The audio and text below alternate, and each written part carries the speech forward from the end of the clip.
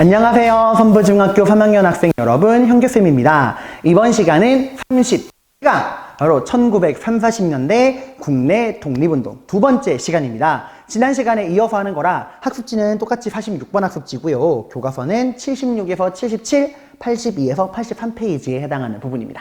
자, 여러분, 우리가 지난 시간에 뭐 배웠어요? 1930년대 국내 독립운동, 그 중에서도 누구누구 민족주의랑 사회주의가 어떻게 활동을 했는가 배웠죠? 민족주의는 어디에 집중했어? 농촌. 농촌을 살리자. 근데 민족주의는 그 농촌이 가난한 이유를 우리나라의 실력이 부족해서다 해서 농촌의 그런 실력을 기르자라 그래서 농촌 계몽운동을 펼쳤고, 신문사가 도와줬죠. 조선일보, 동아일보, 문자보급운동, 분화로드운동. 사회주의는 농촌이 가난한 이유는 농민들의 실력이 부족해서가 아니라 일본과 지주들을 타도하자 해서 노동농민운동. 다만 30, 40년대에는 20년대랑 다르게 본격적으로 정치적인 항일투쟁에 나간다. 이런 것들 공부했죠. 그죠? 자, 이번 시간에는 여러분들 그 아래, 이제 1번 표 아래에 나오는 민족 문화 수호 운동에 대해 공부하도록 할 겁니다. 일본이 민족 말살 정책을 통해 어떻게 우리의 민족 문화, 우리의 역사와 우리의 언어를 왜곡하고 없애려고 하는가. 그리고 우리나라 독립운동가들은 그런 일본의 민족 말살 정책에 맞서서 어떻게 우리의 역사와 우리의 언어를 지키려고 하는가. 민족 문화를 어떻게 지키는가. 그 민족 문화 수호 운동에 대해 공부해 보도록 하겠습니다. 자, 그럼 일본이 우리 역사를 어떻게 왜곡했는가? 그게 바로 식민사관이라는 거예요. 한마디로 식민지가 어디예요? 우리 조선이죠. 그죠? 그러니까 일본이 우리 식민지인 우리 조선의 역사를 바라보는 관점이라는 거야. 그러니까 일본이 식민지 조선의 역사를 바라보는 관점이라는 겁니다. 그게 식민사관인데, 그럼 어떻게 바라볼까요? 우리 역사를 있는 그대로 객관적으로 바라봐 줄까요? 아닙니다. 있는 대로 깔아뭉개고 왜곡하고 비하해서 바라보아요. 그러니까 한마디로 일본은 우리 민족을 최대한 못난 민족, 못난 역사로 만들고 싶어 했어요. 왜 일본은 우리나라 역사를 못난 민족, 못난 역사다 라고 깔아뭉개고 왜곡했을까? 일본이 역사를 왜곡한 이유, 그게 어디 있을까요? 왜 조선인들에게 너희는 개빠가살이야, 너희는 망해야만 하는 민족이야 라고 말했을까? 이건 뭐냐면, 여러분, 우리나라, 특히 이제 일본이 조선을 무너뜨렸잖아요. 일본이 가장 심하게 왜곡한 나라가 조선이거든요.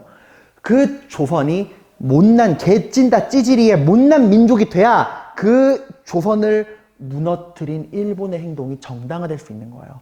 너희는 망할 만했다. 너희는 우리가 아니라도 누구에게라도 망할 수밖에 없는 그런 찐따 찌질한 나라였다. 그러니까 우리 위대한 일본 제국이 너희 조선을 어여삐 여겨서 보호해 준 것이다. 그러니까 너희 우리한테 고마워해라, 열등한 민족아 라고 말하는 게 일본의 논리야. 그러니까 일본은 이를 통해서 여러분들 이런 역사 왜곡을 통해 우리 역사를 못난 역사로 만들고 조선을 못난 나라로 만들면서 우리나라 사람들에게 열등감을 심어주고 싶은 거야.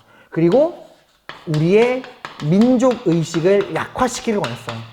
아, 맞아. 일본 말이 맞아. 오죽 우리가 개찐따 찌질이의 못난 민족이었으면 일본에게 식민지배를 당하겠어. 우린 멸망해도 당연한 민족이야. 오히려 우리를 보호해주는 일본이 고마운 거지 뭐. 우리 이대로 평생 일본의 노예로 살아도 할 말 없어 라고 그런 식으로 스스로를 비하하고 못난 민족이라 생각하고 민족의식을 떨어뜨리려는 게 일본의 목적이었어요.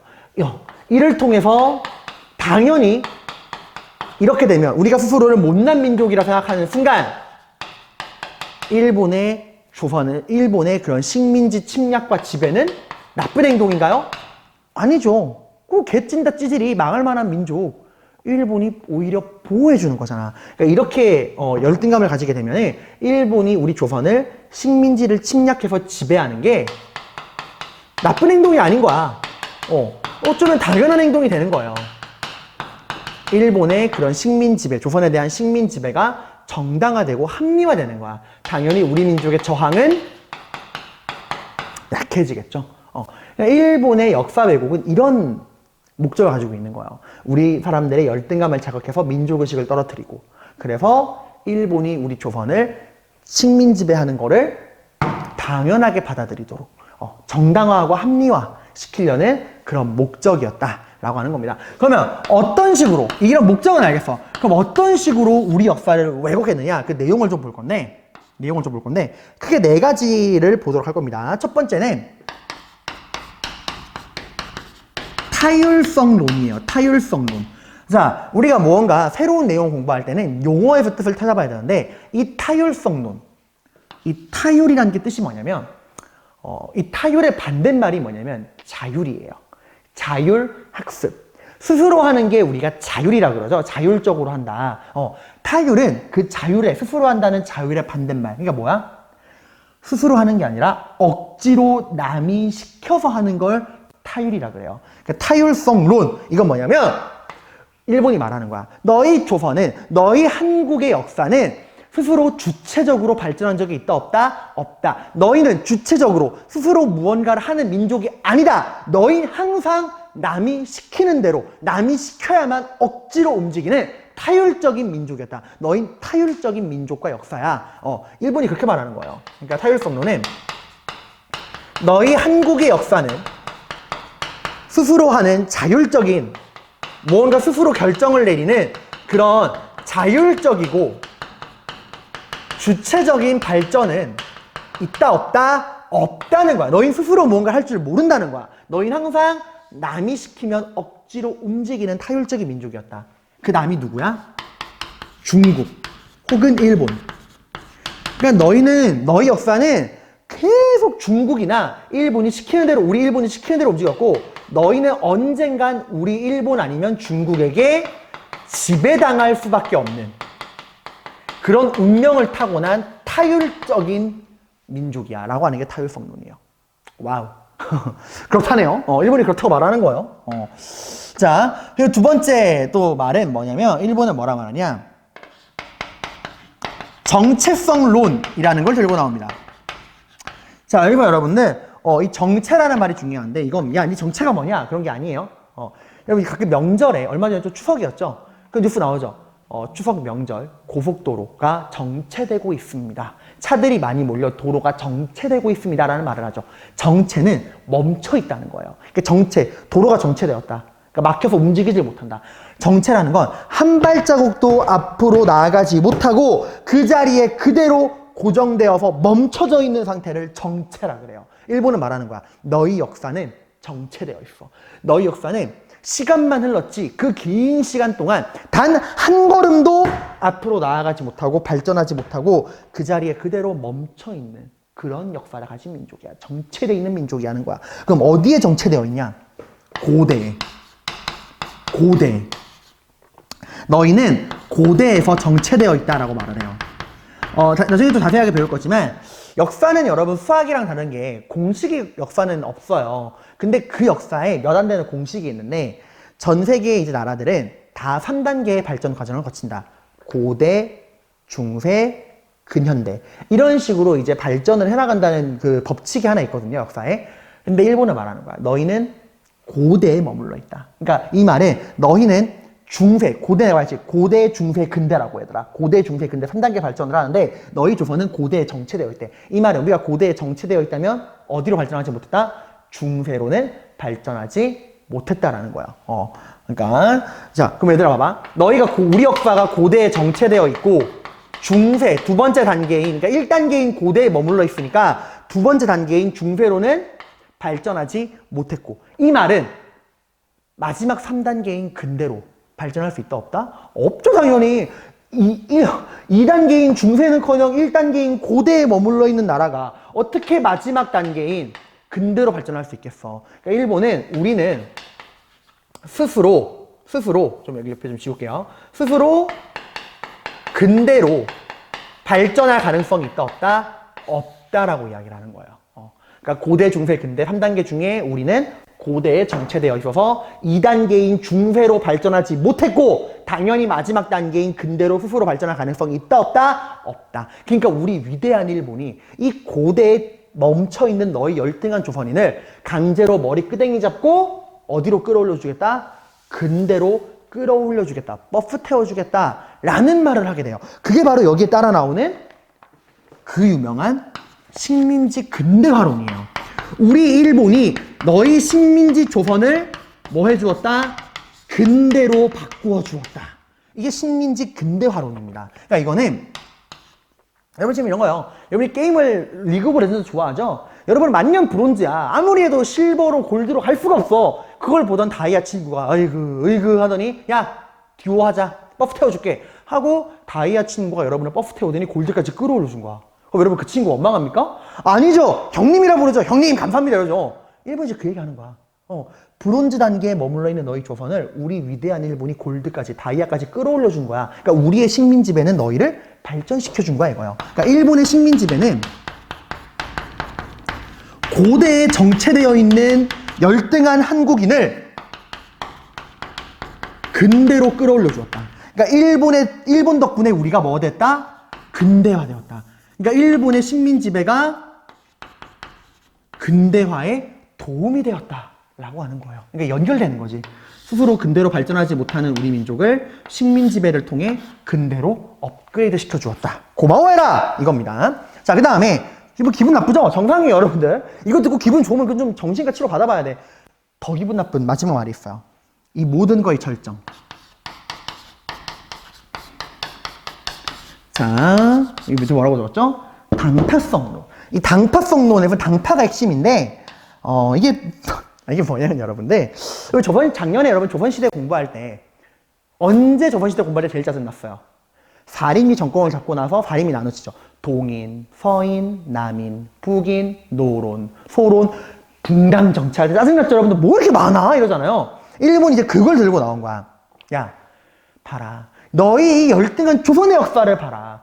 그 코딱지만한 나라에서 하나로 단결하지 못하고 남인, 북인, 노론, 소론, 이 동인, 서인, 남인, 북인, 노론, 소론, 이게 뭐 하는 짓거리냐? 너희가 왜 그런지 알아? 야, 너희 이 유전자, 여러분 사람의 그 피를 뽑으면 DNA 유전자가 있잖아. 일본이 말하는 거야. 너희 조선인의 피를 채취해서 DNA 유전자를 검사해 봤더니 너희 몸속에, 너희 몸의 유전자에 당파라고 하는 유전자가 스며 있대. 이게 어떤 유전자냐면은 단결하지 못하고 만나기만 하면 남 뒷담 까고 욕하고 험담하고 막 저격글 옮기고 막 패매하라 그러고 그런 남 뒷담하고 이간질하고 편가르기 하는 그런 게 우리 몸속에 유전자로 각인되어 있다는 거예요. 그러니까 너희 조선인들이 그렇게 당파 싸움하고 편가르고 싸운 거 아니냐. 이게 너희 본능이라 이거예요. 너희는 단결할 줄 모르고 분열하는 게 너희 본능이다. 이거예요. 유전자로 각인되어 있대. 우리나라 사람들 유전자에는 당파라고 하는 유전자가 있고 그 당파라고 하는 유전자는 만나기만 하면 분열하고 파벌하고 파벌 나누고 편가르기 하는 그런 거야. 그래서 이게 가장 여기서 건드린 그게 어디예요? 조선시대입니다. 조선사를 완전히 쓰레기로 만들어놔요. 그때 일본이 들고 나온 개념이 당쟁이야. 너희 조선 500년 역사는 양반 4대부란 새끼들이 당을 나누어서 싸움박질만 하던 게 너희 조선의 역사야. 당쟁이라는 말을 들고 나옵니다. 동의하세요? 정말 우리 몸속에는 편가르기 하는 그런 유전자가 DNA가 각인되어 있나요? 여러분, 이거 아닙니다. 절대 이거 오해하시면 안 돼, 얘들아. 당파는 올바른 말이 아니야. 우린 그래서 이제 교과서에 뭐라고 나와요? 분당이라는 말을 써요. 여러분, 사람이 이게 오늘날 여러분 정치할 때 나라에 하나인당만 존재하나요? 아니, 오늘날도 봐봐. 지금 이제 우리나라에도 국민의힘당, 더불어민주당, 정의당, 여러 개의 정당이 있죠. 왜? 그래, 사람마다 뭐가 다르니까.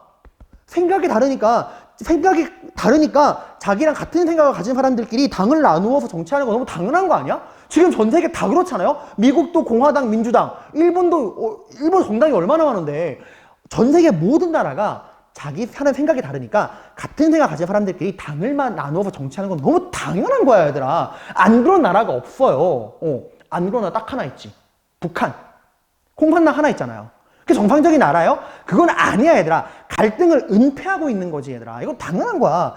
그러니까 이거 너무나 당연한 인간의 역사를 너희 조선인들은 열등해서 편가르게 한다? 말도 안 되는 소리야. 일본은 더 싸웠어요. 야, 우리는 말로 싸웠지. 일본은 내 칼을 받아라 이러고 죽이고 싸웠어요. 그런 식으면 일본이 더 열등하지. 그러니까 이거 여러분, 그래서 정리하자면 일본은 우리 역사를 당쟁이라 그러지만 우리는 말합니다. 조선의 4대부들은 당쟁을 한 게 아니에요. 스스로 정치와 학문적으로 생각이 같은 사람들끼리 당을 만들어서 정치하는 붕당정치라는 게 올바른 표현이야. 당쟁은 비하하는 표현이에요. 되게 웃긴 놈들이에요, 진짜. 이거 동의하시면 안 돼요. 근데 이게 좀 심각한 게 지금도 이 생각하는 사람들이 많다? 여러분 솔직히 조선이라 그러면 이미지가 어때요? 여러분에게 딱 물어봐. 야, 우리나라에서 이미지가 좋은 나라가 어디야? 그럼 대부분 친구들 고구려를 말해요. 광개토대왕. 만주로만 달리면서 중국 놈들 뚝배기 깨고 이 광활한 만주로만 달리는 이 자랑스러운 고구려. 조선에 대한 이미지는 그저 중국 애들한테 니에 사대만 하고 그러다가 나눠 싸우다가 나라가 망했다. 그 조선에 대한 부정적인 이미지를 심어준 게 일본이에요. 지금도 어른들 중에서 조선 놈들은 그냥 가르쳐 싸우기만 한다. 그게 일본이 심어준 인식이야, 얘들아. 그러니까 일본이 무단조치도 말한 거야. 이렇게 갈라져 싸움박질을 말하는 조선인들은 때려야 말을 듣는다. 그래서 나온 게 뭐야? 무단통치예요. 말로 안 통하니까 때리겠다. 이겁니다. 이런 거 역사 왜곡 조심하세요, 여러분들. 근데 이게 참 우리나라에 뿌리가 펴 있어. 조선이라 그러면 다 그렇게 생각하더라고요. 아닙니다. 자, 그래서 아무튼 이런 타율, 자 봐봐. 일본의 이런 식민사관 타율성론. 너희는 스스로 자율적으로 행동하지 못하고 남이 시키는 대로 움직인다. 타율성론. 정체성론. 너희 역사는 고대에 머물러 있고 중세로 발전하지 못했고 너희 스스로는 절대로 근대까지 못 가. 그러니까 우리가 너희를 식민지배에서 근대로 이끌어줬다. 식민지 근대화로. 너희는 만나기만 하면 쌈박질만 하는 열등한 민족이야. 단타성론. 이런 말도 안 되는 네 가지의 논리 있죠. 이걸 일본은 전문적으로 연구하고요. 책으로 펴냅니다. 이런 개소리를 책으로 펴낸 기구가 바로 뭐냐?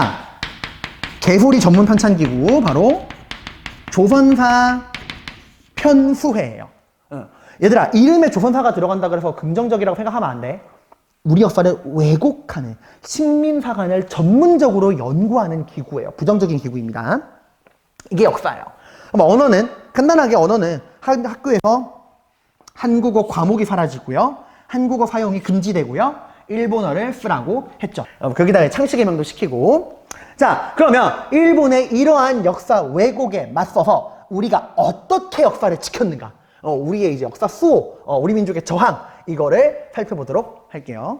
자, 우리 민족의 이런 식민사관으로부터 역사를 지키려는 움직임, 크게 세 가지를 공부할 건데요. 첫 번째가 바로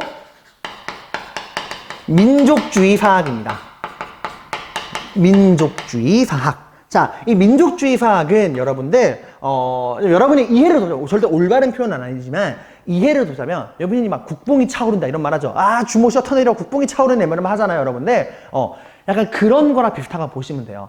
이거 약간, 우리가 어떤 민족입니까? 우린 단군의 후예입니다. 우리가 어떤 민족입니까? 우린 배달의 민족입니다. 와! 이러고 막 우리나라 대단한 민족이다. 막 박지성의 왼발과 뭐 김연아의 오른발이 있는 나라다. 다시는 한국을 무시하지 마라. 막 펄럭펄럭 막 이런 거 있잖아. 약간 그런 느낌이라고 보면 돼요. 우리 민족의 그 자긍심, 흔히 여러분이 국뽕이라는 걸 막 차오르게 하는 게 민족주의 사학이거든요.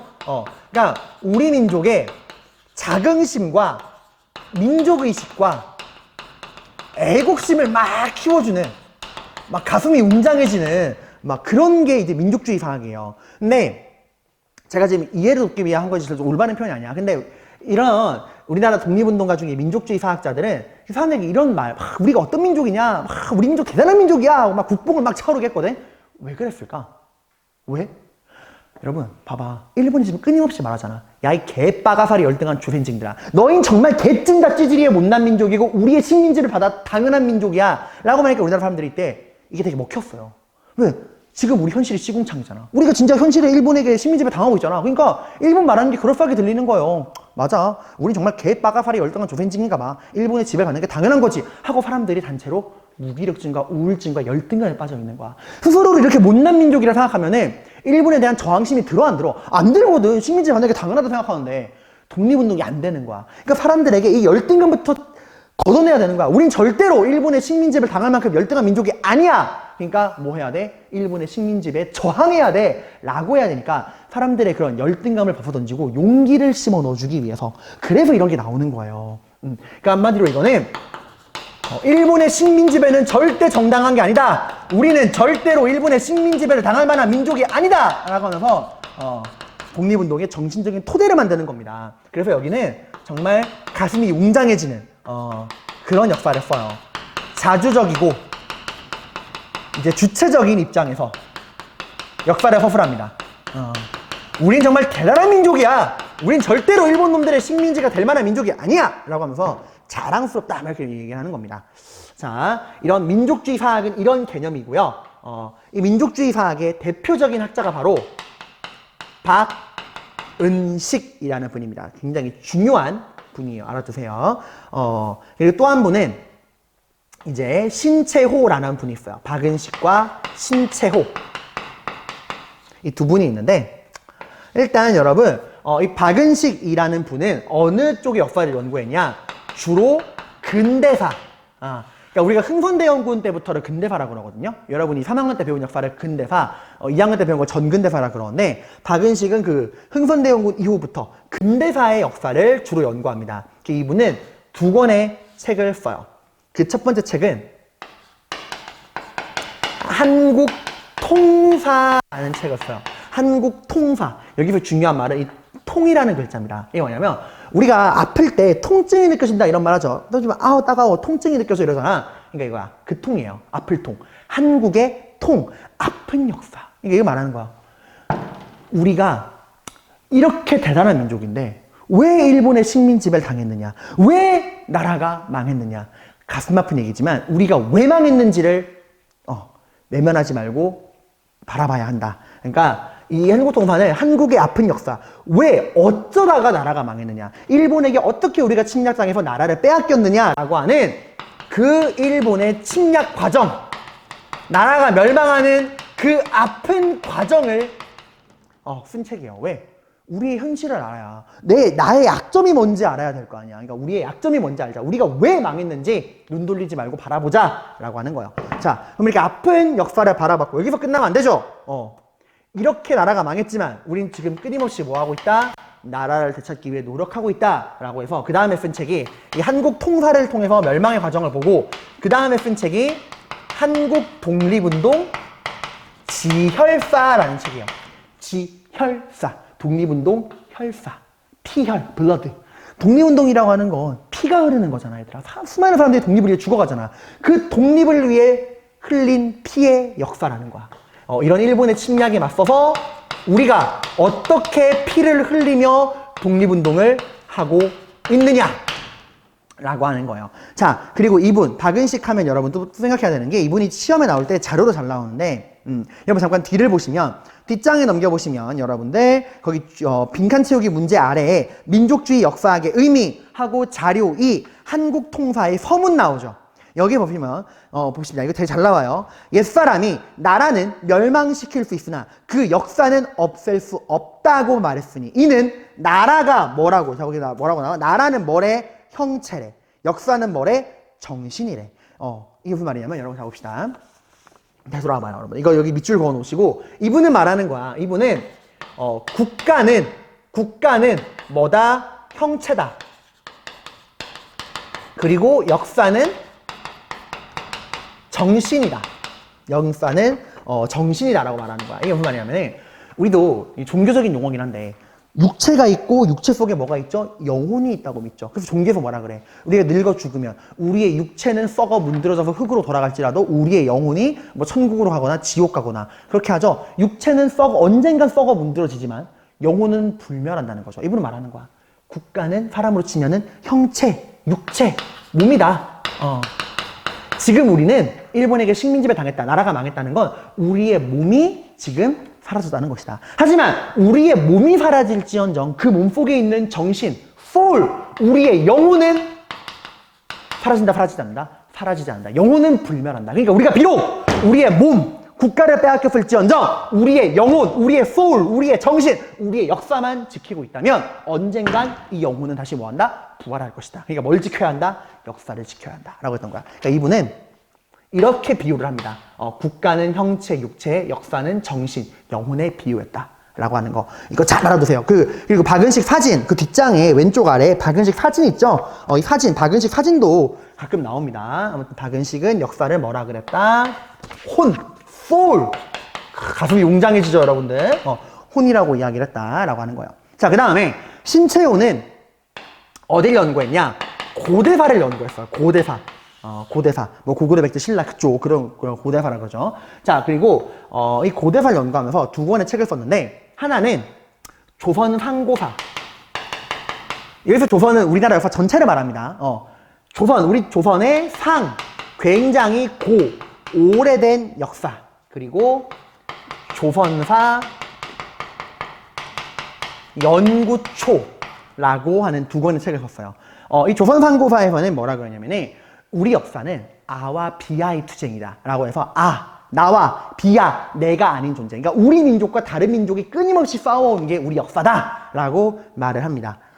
그리고 조선사 연구초는 이건 조금 저 시험에 잘 나와. 조선사 한국사는 너무 어려워. 이거 원문 읽어보면 진짜 머리 터져요. 저 대학교 때 읽다가 진짜 나 역사에 재능이 없나 싶었어. 아니 이걸 만드시는 분도 있는데 난 이걸 읽어도 이해가 안 가는 거야. 이거 진짜 엄청 어려워요, 책 되게. 근데 그때 저 자신에 대한 현타가 왔죠. 아무튼 조선사 연구초는 요즘에 좀 시험에 잘 나오는데 이건 여러분이 2학년 때 배웠던 묘청의 서경천도 운동이라는 게 있거든요. 고려의 이제 묘청이라고 하는 스님이 고려의 수도는 개경이잖아. 수도를 서경이 어디냐면 옛날 고구려의 수도, 평양을 서경이라 그래. 그러니까 수도를 어디로 옮기자? 옛 고구려의 기상이 살아 숨쉬는 평양, 서경으로 옮기자라고 하는 얘기를 했는데 이게 실패예요. 그걸 이제 신채호가 말하는 거야. 우리 조선 역사, 우리 한국 역사 1000년 동안 제1대 사건, 가장 중요한 게 이 묘청의 서경천도 운동이었다. 왜? 이때 만약에 서경천도 운동이 성공해서 우리가 고구려의 기상이 살아 숨쉬는 서경으로 수도를 옮겼다면 그 고구려의 웅장한 기상을 물려받아서 중국놈들 뚝배기 깨고 나라가 강해졌을 텐데 이때 서경으로 수도를 못 옮겨서 그저 중국놈들한테 고개나 숙이는 그런 4대적인 역사로 나라가 전락했다. 너무 아깝다라고 말을 한 거예요. 그러니까 이 묘청의 서경천도 운동을 신채호가 뭐라고 평가했느냐? 조선 역사, 우리 조선 역사 1000년 동안 제1대 사건, 너무너무 중요한 사건이었다. 이게 실패해서 나라가 이 모양 이꼴 된 것이다. 가슴이 웅장해질 뻔했는데 안 됐다. 이런 거예요, 여러분들. 자, 아무튼 이게 한마디로 이건 결국 우리 역사가 절대 일본의 식민지가 될 만한 그런 역사가 아니다. 우리 역사가 정말 주체적으로 발전했다. 그런 이야기를 하는 거예요. 여러분, 제가 지금 진짜 여러분 이해를 돕기 위해서 국뽕이니 가슴이 웅장해진다라는 이런 얘기를 하는데 얘들아 이거 조해야 돼. 이분들이 무식해서 그런 게 아니에요. 야 천재야. 너 이분 이 책 읽어보면은 진짜 장난 아니야. 와 어떻게 이 시대에 이렇게 학문적인 연구를 했지 싶은데 그분들이 왜 이런 얘기를 했을까? 멍청해서? 아니야. 사람들이 그 자긍심을 끌어올리는 독립운동이 필요하니까 이런 가슴이 웅장해지는 얘기를 한 거예요, 여러분들. 아무튼 이렇게 있다. 민족주의 사학이 어떤 건지 가슴이 웅장해지는 이런 사학이다. 박은식과 신채호가 어떤 책을 썼고 어떤 이야기를 했는가 이런 거 좀 알아두시고요. 그리고 신채호는 박은식이 우리 역사를 혼이라 그랬다면 신채호는 우리 역사의 정수를 뭐라 그랬냐? 난가사상이란 말을 해요. 난가사상. 난가사상이 뭐냐면 화랑도 기억나요? 화랑도? 신라, 김유신, 화랑, 그 개백이 백제 5000결사대를 이끌고 황선벌에 딱 싸우니까 그 이제 신라 쪽에 화랑 관창이 나가가지고 하는 그 화랑 정신 있잖아. 그게 우리 역사의 정수다. 우린 절대로 우리를 쳐들었을 때 물러서지 않는 화랑의 정신이 우리 역사다라고 하는 그런 가슴 웅장해지는 얘기를 한 거예요. 자, 그리고 이 민족주의 사학은 나중에 뭐로 바뀌냐? 조선학운동. 일본이 가장 심각하게 망가뜨린 역사가 조선사라 그랬죠. 그러니까 그걸 지키는 거야. 우리 조선은 절대로 그렇게 일본이 말하는 이상한 나라가 아니다. 조선을 연구하자. 조선학 운동으로 바뀝니다. 이때 나왔던 게 실학이에요. 실학. 작년에 기억나요? 농업중심개혁론, 상업중심개혁론. 그런 실학 있잖아. 조선 후기에 나온 거. 그걸 연구한 거야. 그러니까 우리 조선 역사는 그렇게 찌질한 역사가 아니다. 라고 이야기를 했던 조선학 운동이 나옵니다. 자, 그 다음에 이제 가슴 웅장한 건 좀 집어넣고요. 그 다음에 좀 이제 다른 걸 볼게요. 사회경제사학. 자, 이 사회경제사학은 일본의 식민사학 중에 여러분 그런 말 있죠. 난 한 놈만 패. 그런 거 있죠. 사회경제사학은 이 식민사학 중에서도 뭐를 반박하기 위한 거냐? 바로 이 정체성론. 조선의 우리 한국의 역사가 고대, 1단계인 고대에 머물러 있다고 하는 이 정체성론을 반박하는 게 사회경제사학이에요. 자, 봅시다. 사회경제사학은 뭘 반박하는 거라고요? 일본이 말하는 정체성론. 우리 한국의 역사가 고대, 1단계인 고대에 머물러 있다는 그 정체성론을 반박하는 거야. 얘들아 봐봐. 우리 잘 생각해 봅시다. 국어적으로. 역사는 3단계로 발전한다. 뭐? 1단계 고대, 2단계 중세, 3단계 근대. 이렇게 1, 2, 3단계로 발전하는 게 전 세계 모든 나라에 적용되는 법칙인데 일본은 지금 우리 역사가 1단계인 고대에 정체되어 있다라고 말하죠. 이 말은 우리는 2단계인 중세로 못 갔고 당연히 2단계인 중세 못 갔으니까 3단계 근데 못 간다는 거잖아. 이 논리를 깨트리기 위해서는 어떻게 해야 될까요? 어떻게 이 논리를 깨뜨릴 수 있을까? 지금 일본 논리의 핵심은 우리가 고대에 정체되어 있다 보니까 어디로 발전 못했다는 거야.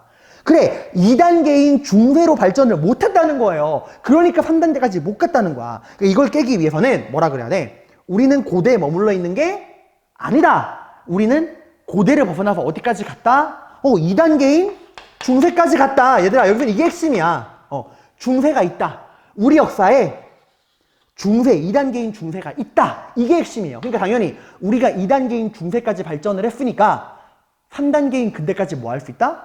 우리 스스로 발전할 수 있었다는 거예요. 일본이 우리를 식민지배하지 않았어도 우리는 우리 스스로 3단계인 근대까지 발전할 수 있었다라고 말하는 게 이거예요. 2단계가 있으니까 3단계도 있을 거다라는 거야. 그러니까 우리가 스스로 근대로 발전이 가능했다. 근데 니네가 우리가 발전하고 있는데 3단계로 가기 전에 니네가 우리를 먹어치운 거다. 그러니까 우리 스스로 근대로 발전할 그 가능성을 일본이 빼앗아간 것이다. 라고 하는 거예요, 여러분들. 그러니까 네가 버스 안 태워줬어도 난 다이아 갈 수 있었어. 이런 거예요, 여러분들. 그래서 이렇게 얘기했던 대표적인 학자가 백남훈이라는 분이에요. 백남훈. 근데 이렇게 보는 친구 있더라고요. 쌤, 우리가 중세가 있다라고 하는 근거는 뭐예요? 그건 여러분이 대학에서 역사를 전공하면은 한 학기 내내 배울 거예요. 진짜 어려워요. 이 정도만 알면 돼요, 여러분들. 끔찍한 기억이 떠올랐어요. 자, 백남은, 제가 흥미가 나는 건 공부할 때 너무 힘들었다는 거야. 자, 백남은은 여러분들, 이제 우리 역사를 이렇게 말하는 거야. 얘들아, 이 문장 잘 기억해. 너 이 문장이 잘 나와. 말하는 거야. 고대, 중세, 근대라고 하는 3단계는 전 세계 모든 나라에 적용되는 법칙, 공식이라고 했죠. 근데 일본은 지금 우리나라에만 그 3단계 발전 과정이 적용이 안 된다고 말하는 거잖아. 그걸 백남훈이 반박해서 뭐라 그러는 거야? 우리도 그 3단계 발전 과정에 뭐 한다? 적용받는다. 왜 우리는 적용 안 된다 그러냐? 우리 역사도, 우리 한국의 역사도 그 고대, 중세, 근대라고 하는 그 세계사의 3단계 발전 과정에 적용이 된다. 그러니까 우리만 안 된다고 왜곡하지 마라 라고 하는 거예요. 고대, 중세, 근대. 자, 그 다음 마지막 가장 좀 이제 이름이 좀 떨어지는 학회인데 진단학회라는 게 있습니다. 진단학회. 자, 여러분 진단한다. 여러분이 몸이 아프면 병원에 가죠. 그럼 뭐하죠? 의사가 여러분의 몸을 진단해주죠. 그리고 이제 의사가 말하죠. 감기네요. 감기약 처방해 드리겠습니다. 주사 맞고 약 받아가세요. 하고 의사가 여러분의 몸을 진단해주죠. 근데 여러분, 의사가 여러분을 진단할 때 감정이 들어가나요? 어떡해. 감기 걸리셨어. 너무 아프겠다. 어떡해요. 막 의사가 그러면 막 감정적으로 막 공감해주고 그래요? 아니죠. 그냥 딱 의사는 객관적으로 평가하죠. 그죠? 감기에 걸렸다. 주사를 주고 약을 줄 테니까 받아가라. 객관적으로 상황을 파악하는 게 진단이죠. 그런 거야. 이거는 의사가 환자를 진단하듯이 우리 역사를 철저하게 어떻게 의사가 환자를 바라보듯 진단하듯 감정을 배제하고 객관적으로 바라봐야 한다 라고 하는 게 진단학회입니다. 그러니까 이거는 감정을 섞지 마라. 역사 연구할 때 우리 역사를 실증적으로 연구해라. 실증적으로 연구해라. 실증이라는 게 뭐냐면 실제로 증명 가능한, 그러니까 그런 거예요. 객관적으로 연구하라 이런 겁니다. 그러니까 뭘 배제해라?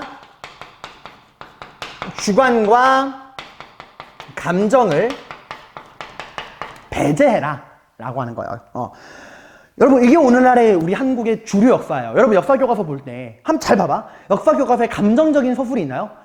일본이 임진왜란을 일으켰다. 어떻게 우리가 지고 있어. 이순신 장군이 일본을 깨트렸다. 가슴이 웅장해진다. 만세. 안중근이 이토를 죽였다. 빵야 막 이런 식으로 적혀 있어요? 아니죠. 그냥 1592년 일본이 바다를 건너서 조선을 침략했다. 이순신이 수군을 이끌고 한반도에서 일본을 무찔렀다. 안중근은 이토 히로부미로 사과를 하였다.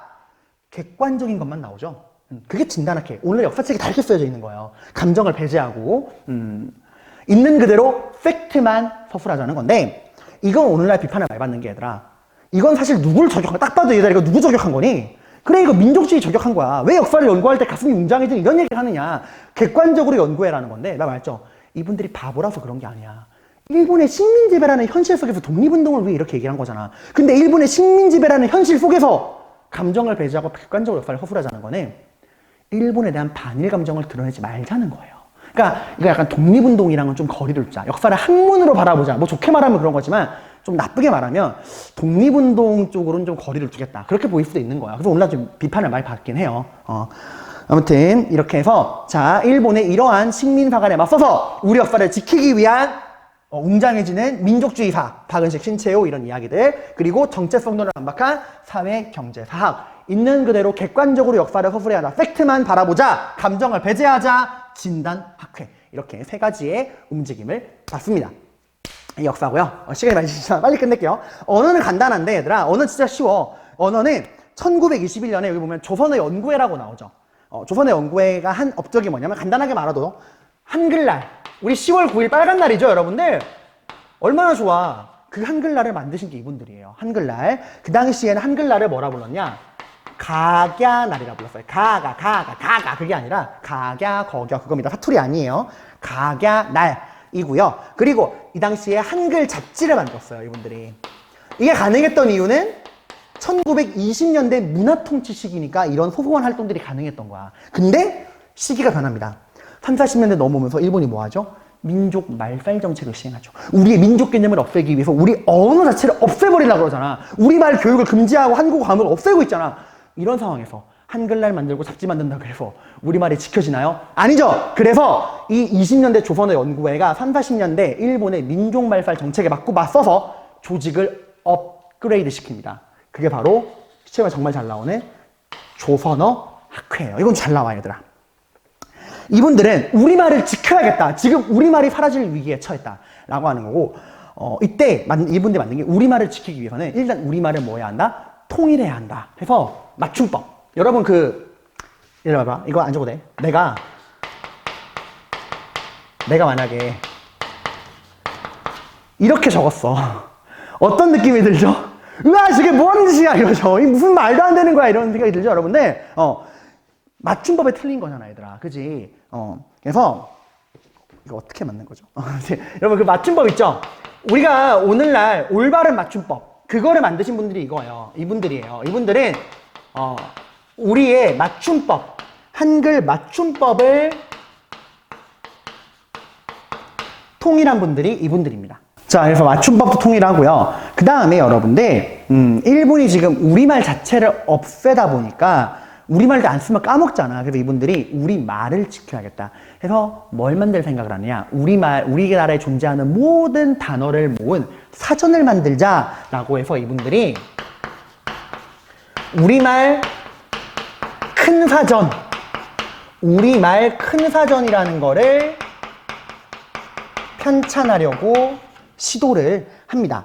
우리말 큰 사전이라고 하는 걸 편찬하려고 시도를 해요. 이게 일본이 우리말 없애려고 하니까 하는 건데, 우리나라에 존재하는 모든 단어를 모은 대사전을 만들자라고 하는 건데, 이 조선어학회 회원들이 우리말에 존재하는 모든 단어를 알아 몰라? 모르잖아. 그래서 이분들이 공지를 합니다. 신문에 공지를 해요. 저희가 이러이러해서 우리 단어를 모은 사전을 만들려고 하는데 저희가 모든 단어를 알지 못합니다. 여기는 사투리도 다 실어놨거든. 그래서 여러분이 알고 있는 우리 단어가 있다면 저희에게 알려주시면 저희가 그것들을 모아서 사전으로 만들겠습니다. 라고 해요. 자, 사람들이 호응했을까, 안 했을까? 전국에서 열광적으로 호응합니다. 다 자기가 알고 있는 단어를 다 적어줘. 이런 거야. 여러분, 시나브로라는 단어 알아요? 시나브로? 나도 모르게 조금씩 서서히라고 하는 게 시나브로라는 단어거든요. 무슨 우리말이야. 이런 식으로 본인이 알고 있는 그런 단어를 여기다가 편지로 써서 보내주면 이분들이 그거를 적는 거야. 그리고 예를 들어서 사투리. 가위를 경상도에서는 가세이라 그러거든요. 이런 식으로 각 지역별로 표준어 가위를 실어놓고서 그 가위를 경상도에서는 가세이, 전라도에서는 가생이 이런 식으로 한다라고 이런 식으로 다 한 거야. 이런 걸 뭐라 그러냐? 전국의 말을 모은다라 그래서 이름하여 말모이 작전. 말을 모으자. 말모이 작전이라고 합니다. 영화로 나왔죠? 윤계상이랑 그 유해진 씨가 주연했던 말모이라는 영화. 이걸 배경으로 한 거야. 근데 이걸 시도했지만 성공해요, 실패해요? 실패합니다. 일본이 가만둘 리가 없죠. 그래서 일본이 이 조선어 학회 회원들이 우리말 큰 사전을 편찬하는 것을 방해합니다. 명분이 뭐냐? 독립운동한다. 사전 만드는 게 독립운동이다. 이렇게 엮어가지고 조선어 학회 사건. 그래서 이분들을 다 잡아 가둬요. 이게 들키게 된 게 원래 이분들이 몰래 숨어가지고 사전 만들었어. 아까 내가 그 말 모은다는 것도 공개적으로 한 게 아니라 몰래 우리나라 사람들에게 막 그 비밀 조직을 통해서 도움을 요청해가지고 한 건데, 이게 들키게 되는 과정이 어떻게 된 거냐면, 이 조선어 학회 회원 중에서 국어 선생님이 계셨어. 그 당시 교사는 다 일본인인데 정말 드물게 조선인 교사가 몇 명 있었거든요. 근데 그분 조선인 국어 교사가 학교에 수업할 때 너희들은 조선인이다, 일본말 쓰지 말고 조선어를 써야 한다 라고 용기 있게 가르치신 거야. 그 수업을 듣고 가슴이 웅장해진 여학생이 집에 가다가 친구랑, 맞아, 우린 조선인이야, 일본말 쓰면 안 돼, 우린 조선말을 써야 돼 라고 말했는데, 그걸 길 가다 일본 경찰이 들은 거예요. 일로 와, 조센징. 야, 너 지금 그 얘기 네 생각 아니지? 너 그거 어디서 들었어? 애가 말을 못하는 거야. 왜? 선생님이 말했다는 거 일러바치면 선생님이 벌 받을 거니까. 일본 경찰이 그 학생을 잡아가서 고문을 합니다. 말해. 누가 그딴 얘기했냐고. 말해! 이러니까 이 여학생이, 어린 여학생이잖아. 그리고 고문을 견디다 못해서 학교 국어 선생님이 그렇게 말했어요. 해서 그 국어교사를 일본이 잡아서 족치다 보니까 이런 게 딱 밝혀진 거예요. 그래서 이게 다 어그러지고 우리가 만들었던 그 원고 있죠. 일본이 다 가져가서 불태우거든. 근데 진짜 드라마틱하게 이분들이 이제 광복하고 나서, 이제 해방되고 나서 우리 조선학교 회원들이 이제 광복을 하고 풀려나잖아. 그리고 터덜터덜 사무실로 와보니까 그동안 모아놓은 원고는 다 사라져 있는 거야. 근데 창고 지하실 구석에 딱 한 부 이 우리말 큰 사전 그 모았던 원고가 남아있던 거예요. 누가 숨겨놓은 거야. 그걸 발굴해가지고 다시 만들어서 실제로 만들어진 건 광복 이후예요. 중요한 건 어쩌건 얘들아, 팩트는 조선어 학회는 우리말 큰 사전을 만들려고 시도했지만 일본의 방해로 실패했다. 만들어진 거는 광복 이후다 라고 하는 팩트, 말모이란 영화랑 함께 기억해두세요. 알고 보면 되게 재밌어. 근데 좀 단점은 영화를 보는 순간 결말을 다 알고 보잖아. 역사 아니까. 아, 누구누구 죽겠네 해가지고 다 봤는데 그렇더라고요. 자, 아무튼 여러분 이거 정말 긴 시간이었는데 오늘 우리는 1930~40년대 국내 독립운동에 대해 공부했고요. 민족주의 사회주의가 어떻게 활동했는가, 뭐 그것도 중요하지만 그건 B급이고, 여기서 정말 중요한 거는 바로 일본의 민족말살 통치에 맞서서 일본이 우리의 역사와 언어를 어떻게 왜곡했는가, 특히 어떻게 우리 역사를 왜곡했는가, 식민사관의 내용, 그리고 이런 일본의 식민사관에 맞서서 우리가 어떻게 우리 역사를 지켰는가, 그리고 우리가 어떻게 우리말을 지켰는가. 뭐 역사는 이렇게 보시면 민족주의사학, 사회경제사학, 진단학회 다 중요하고요. 언어는 조선어학회, 이걸 중심으로 보시면 됩니다. 고생 많으셨습니다.